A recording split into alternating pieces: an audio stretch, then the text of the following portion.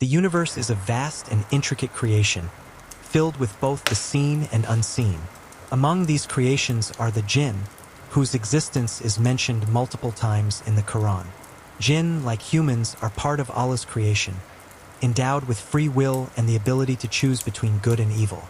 Their reality is described vividly in Surah Al-Jinn and other parts of the Quran, offering us insight into their nature, purpose, and interaction with the world. The Quran tells us that the Jinn were created from a smokeless flame of fire. In Surah Ar-Rahman it is stated, "And he created the Jinn from a smokeless flame of fire." This highlights their distinct origin, setting them apart from humans, who were created from clay, and angels, who were created from light. Like humans, Jinn are also accountable for their actions. They possess intelligence, the ability to learn, and the freedom to choose between right and wrong. Surah Al-Jinn narrates the account of a group of Jinn who listened to the Quran and were moved by its profound guidance.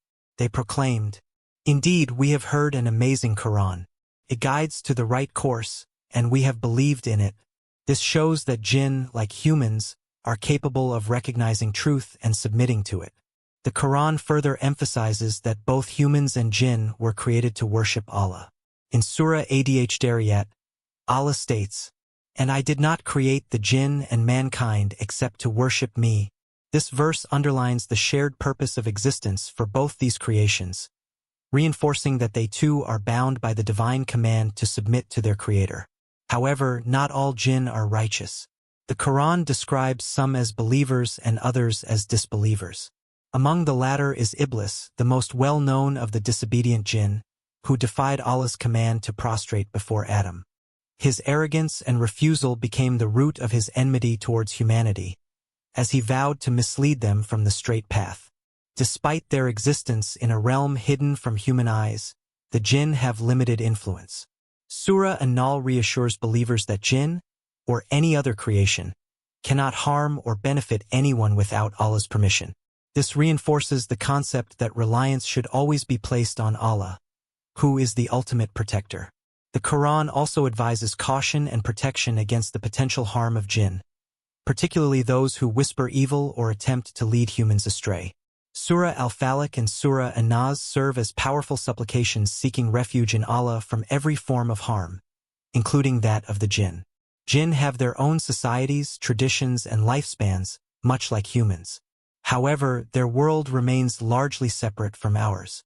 Instances of interaction are rare and often cautionary, urging humans to avoid seeking contact or alliances with them, as such practices can lead to misguidance and shirk, associating partners with Allah.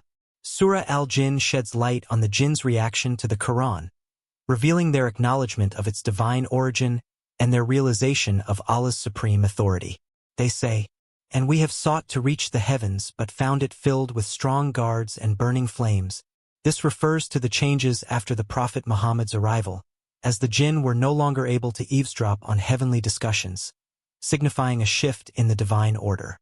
The existence of Jinn, their creation, and their accountability serve as a reminder of Allah's infinite wisdom and power. It encourages believers to strengthen their faith, seek protection through Allah's words, and remain steadfast in worship. By understanding the reality of Jinn as described in the Quran, we gain a deeper appreciation for the unseen aspects of Allah's creation and His ultimate authority over all realms.